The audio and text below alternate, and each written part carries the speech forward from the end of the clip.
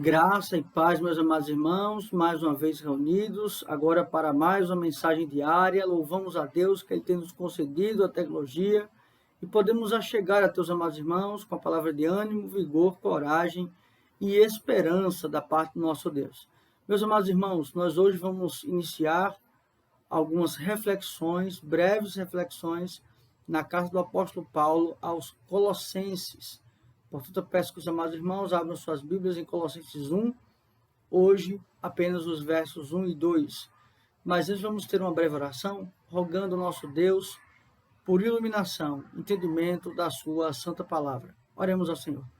Pai, muito obrigado, porque mais uma vez o Senhor nos concede a graça, a misericórdia, de podermos ouvir a tua voz, sermos instruídos, alimentados e esperançados pela tua palavra. Ó Deus, fala aos nossos corações. É assim que nós oramos. Em nome de Cristo, nós já agradecemos. Amém. Meus amados irmãos, esta carta do apóstolo Paulo aos Colossenses é tida como um dos maiores tratados cristológicos da Bíblia. Paulo não é aquele que funda esta igreja, e sim Epáfras, o seu conservo, mas ele se preocupa com os irmãos em Colossos, lembrando que esta é uma região da Ásia Menor, onde hoje é a Turquia. Colossos, que fica entre Laodiceia e Hierápolis. E Paulo, então, aqui escreve esta carta com uma preocupação vinda justamente de Epáfras, ou seja, onde os irmãos estavam sendo enredados e iludidos por falsas doutrinas, sobretudo acerca da pessoa de Jesus Cristo. Ou seja, muitos acreditavam não ser Cristo 100% homem, 100% Deus. E como então ter essa concepção da divindade, da humanidade de Cristo?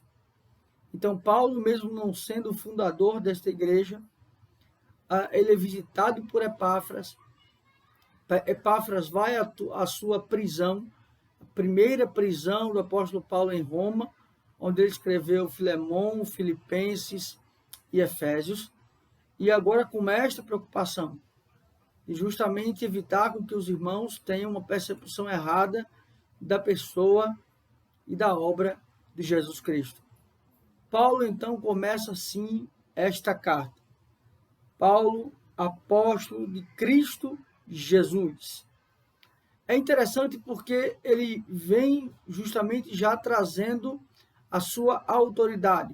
Paulo, apóstolo, aquele que foi ensinado, aquele que foi doutrinado pelo próprio Jesus Cristo, aquele que teve um encontro com Cristo. Lembrando que este chamado de Paulo foi um chamado extraordinário em Damasco.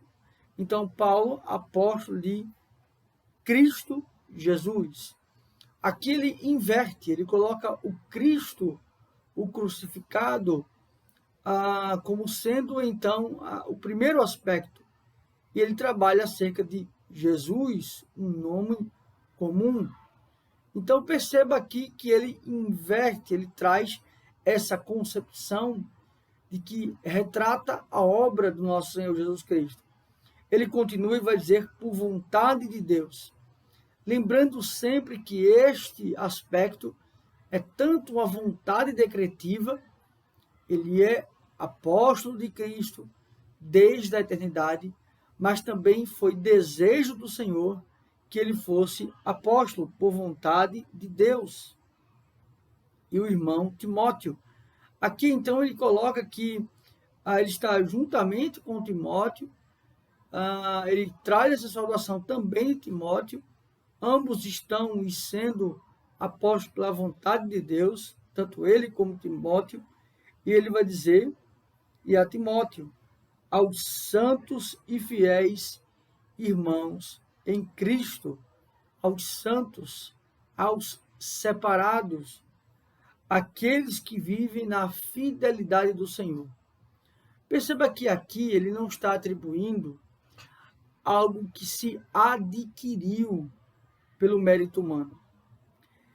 Ao tratar os irmãos como sendo santos e fiéis, ele não está dizendo que aqueles irmãos eram perfeitos, mas sim ele está dizendo que aqueles irmãos foram comprados por Cristo através do seu sangue. Portanto, através da obra de Cristo, eles então são santos e fiéis, irmãos em Cristo, ou seja, a filiação é garantida através da mediação de Cristo, que se encontram em Colossos, graça e paz. Aqui é muito importante. Sempre esta saudação, graça e paz, ela não tem uma ordem do acaso, porque é pela graça que somos salvos. É pelo ato imerecedor de Cristo que somos salvos. E ao sermos salvos, então temos a paz com Deus, a reconciliação com Deus. Graça e paz a vós outros, da parte de Deus, nosso Pai. Da parte de Deus, nosso Pai. Então perceba que aqui ele está dizendo que esta autoridade, esta palavra que ele vai proferir a esses amados irmãos, não veio de elucubração humana, não veio de questões da mente humana, mas da parte de Deus. Toda esta revelação é da parte de Deus. E aqui ele fecha dizendo da parte de Deus, nosso Pai. Nós não só somos servos do Senhor, mas também somos filhos. Ele fala, nosso Pai. Eu sou irmão, eu sou filho de Deus juntamente com vocês. É isso que ele está dizendo.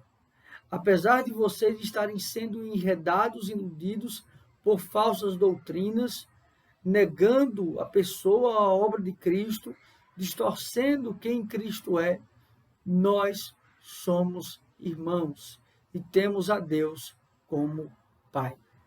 Meus amados irmãos, que verdades preciosas o Senhor nos ensina nesses primeiros instantes. Primeiramente, a preocupação para que os amados irmãos não sejam iludidos por falsos ensinos. E esta preocupação também deve ser a nossa nos nossos dias, pois muitas igrejas, muitos pastores se auto-intitulam apóstolos, bispos, mas que na verdade não são. E eles começam a ensinar falsas doutrinas no meio do povo de Deus. Portanto, precisamos estar atentos aos falsos mestres. Aquilo que na verdade nos afasta de Deus. Uma outra coisa que é importante, o descanso na obra redentora e na pessoa de Cristo. Nós temos então, portanto, filiação. Nós temos então, portanto, um Pai que cuida de nós e um irmão que está à destra de Deus intercedendo por nós. Que verdades preciosas, meus irmãos. Podemos descansar no nosso Deus. Que Deus assim os abençoe. Vamos orar encerrando esse momento. Pai, muito obrigado porque mais uma vez meditamos na Tua palavra. Obrigado, Senhor, porque o Senhor cuidou da Tua igreja no passado, levantando homens para ensinar as Tuas verdades. E o Senhor continua fazendo isso hoje, ó Deus, levantando pastores, mestres, ministros do Teu Evangelho, para conduzir o Teu povo na sã doutrina. Obrigado, Pai, pelo Teu cuidado. Nós apenas somos instrumentos Teus e nos faz, Senhor, ser simplesmente arautos da Tua verdade. Obrigado, Senhor, é assim que nós oramos. Em nome de Cristo, nós já agradecemos. Amém. Que Deus assim os abençoe, meus amados irmãos.